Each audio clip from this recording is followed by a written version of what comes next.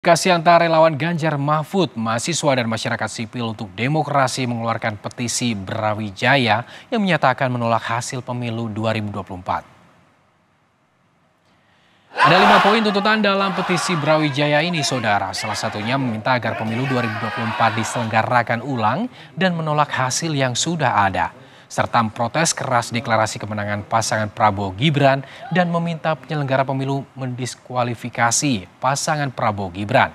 Petisi ini dikeluarkan lantaran pelaksanaan Pilpres 2024 dinilai penuh dengan kecurangan yang terstruktur, sistematis, dan masif. Menolak hasil pemilihan presiden dan wakil presiden oleh pemerintah pusat yang dilaksanakan pada tanggal 14 Februari 2024 yang diwarnai dengan kecurangan. Meminta KPU untuk melaksanakan pemilihan ulang secara jurdil, khususnya pemilihan presiden dan wakil presiden tahun 2024. Saudara, tim pemenangan nasional